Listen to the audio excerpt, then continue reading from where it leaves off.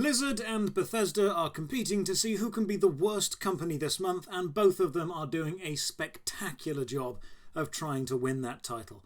Welcome, I'm Josh Strife. Let's talk about some geek and some gaming stuff.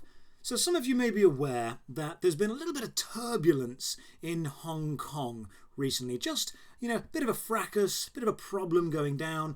On one side you've got, I'm not going to go into too much detail on this, but on one side you've got the Chinese government, and on the other side you've got the protesters in Hong Kong.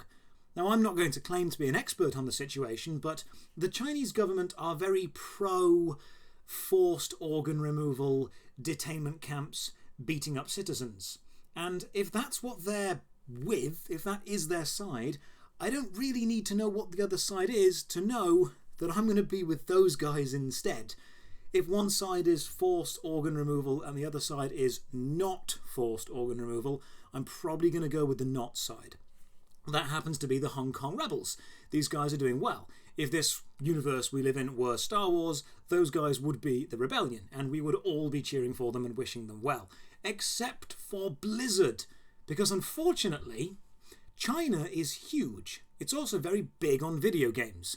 So video game companies make a lot of money in China, not Hong Kong specifically, but China in general.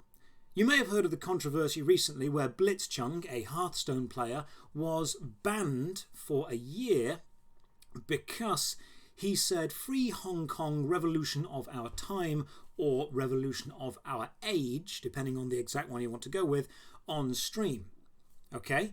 Blizzard's excuse was, "We don't want any political activism in our games." You know what? That's fair. That's okay, Blizzard. I understand if you want to keep politics out of it. I get why you would ban someone for pushing their political opinion.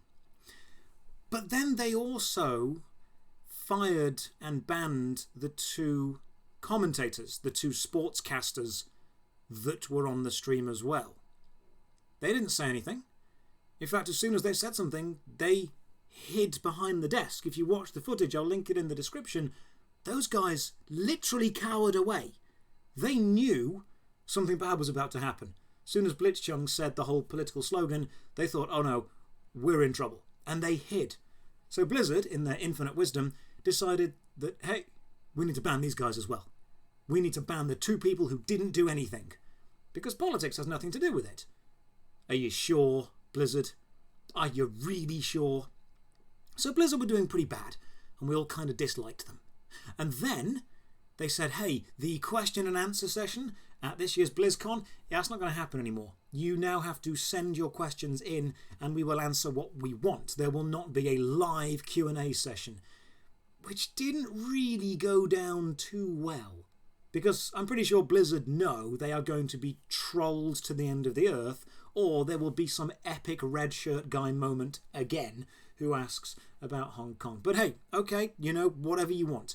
If you want to just step away from it, take some questions, take your time to answer it, maybe it's a good idea. Let's give you the benefit of the doubt it might work. And then the latest news came out that Blizzard have simply been banning anyone in Twitch who talks about anything political at all. As soon as you say "Free Hong Kong" in Blizzard's Twitch chat watching the live Hearthstone streams, you'll get banned. How did that happen, Blizzard? What executive was sat in the office going, hey, that revolution in Hong Kong that we've got nothing to do with? Yes. And Twitch, the platform that we don't own? Yes. Why don't we ban people on the platform we don't own for talking about the revolution we have nothing to do with? Genius idea, Johnson. You are promoted. Well done. Blizzard, have you ever heard of the Streisand effect? The Streisand effect is named after the famous celebrity Barbra Streisand tried to hide her address online, and because she tried to hide it, everyone cared and wanted to find it. You are doing the same thing. If you just didn't do anything when this thing started, no one would care. Blizzard, don't feed the trolls. Everyone's doing it because you're reacting to it. I teach children this. Just step back from the whole political situation and just make games. Remember when you made Warcraft 2? Remember StarCraft? Remember what would have been StarCraft Ghost? Remember how good they could have been? So Blizzard are sat over in the corner doing the most professional level fuck up they can, and they're doing a bang up job of it. But then Our not hero, but our anti-hero in the corner, Bethesda, is just glancing over thinking, that Blizzard sure is getting a lot of attention. I think we need to mess up now to get all the attention back on us. Bethesda are like the kid behind the bully who thinks, well, this guy's getting all the attention. I may as well just, I don't know, throw a brick through a window right now. I've got to do something. And then I picture some executive in the Bethesda office climbing down off his mountain of cocaine and saying, hey, remember how Fallout 76 was terrible and awful and everyone hated it and it met no expectations at all? And everyone nods in agreement and approval. And then he looks over and says, make that worse.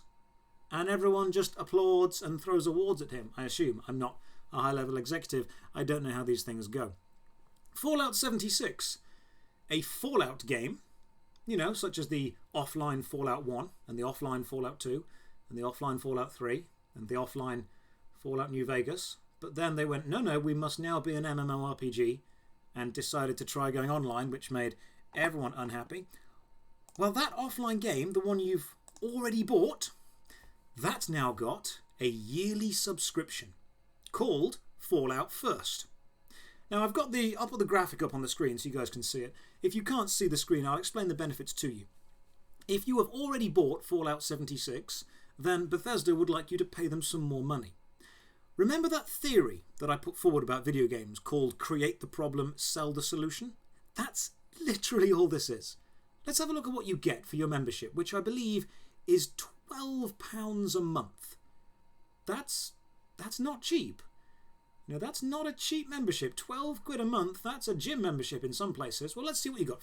It's called Fallout First. And if you want to be a Fallout First member, you can have a private world.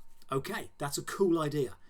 Fallout 76 players have wanted private worlds for ages. The idea that we could have our friends playing with us and we can create something, that'd be really cool. A private world can hold 8 people. 8. That's not a lot of people. I mean, there's probably at least 10 people still playing Fallout 76, so a few people are probably not going to be able to fit in the private world. But come on, Bethesda! You guys sold like 1 billion versions of Skyrim. Surely you've got the money to afford servers for more than 8 people. But okay, maybe there's hardware limitations. You can also get a scrap box in the Fallout First membership, which gives you unlimited storage for crafting components in your new scrap box. Fallout is a game about collecting things. It's about trying to survive in a nuclear universe, a universe ravaged by the aforementioned fallout. However, you are limited by your carrying capacity, weight and physical space in your inventory. So this is a game-breaking item. This allows you to surpass all those limits and just carry whatever you need. Brilliant, let's break the game, why not? Next item, a survival tent. A new placeable fast travel with a point to stash, a sleeping bag and more. Okay, great, so you can now travel around the map wherever you need to and heal wherever you want. Great, that doesn't sound broken at all. Atoms. Now, atoms are the premium currency spent in the premium currency shop. A shop that when Fallout 76 was released was guaranteed to only be cosmetic. Only cosmetic, which people were dubious about, but we believed because Bethesda promised us. No, you can now buy game-breaking items in there as well. This is now a pay-to-win game. If you pay money, you can buy yourself an advantage. I'll put down a list of whatever the Atom Shop sells, but you can now buy whatever you need. And if you have this membership, you can buy it every month. And then there's 2 more things people don't care about. There is the Ranger Armor, which is a cosmetic override, and some emotes. No one cares about emotes. What are you doing, Bethesda? What are you doing? You made Morrowind. Brilliant. You made Oblivion. Pretty good. Then you made Horse Armor, and you got a taste for the microtransaction, didn't you? Someone was sat there going, what? People are buying this crap? It doesn't do anything, but we can sell it? Fantastic. Then you released Skyrim again and again and again and again and again. Then you brought out Fallout 76. Bethesda, we trusted you and believed you. Blizzard, we trusted and believed. It seems that if your company begins with a B, you are going to just break all your promises to all the people that are playing your games. Could we just agree really quickly, Blizzard and Bethesda? I feel like I'm sitting down with 2 naughty children right now going, okay, stop it and stop it. You will stop supporting human rights abuses, and you will stop promising that you are going to not sell things in the pay-to-win shop and then sell things in the pay-to-win shop. Both of you are lying, and both of you are on the bad sides right now. Stop it. Why can't you be more like CD Projekt Red? Be more like him. Wait, release Cyberpunk when it's done. So right now we have Blizzard in one corner, pro-China, pro-abuse, pro-let's, steal people's organs and let's not bring any kind of advertising to the revolution of our age that the brave people in Hong Kong are fighting for. And then on the other side we have Bethesda, who is saying, hey, that game that was really bad and buggy and not released, make some more money from it. Release it again. Make people buy things. Sell the ability to win. You are both failing and you are both better than this. Bethesda and Blizzard, stop it. Stop it now. Be better. I know you can both be better. If you've just watched, then thank you very much for your time. Have a great day. Come and join me on Twitch and chat to me live over at twitch.tv/Josh Strife Hayes. And for now, thanks for your time and have a great day.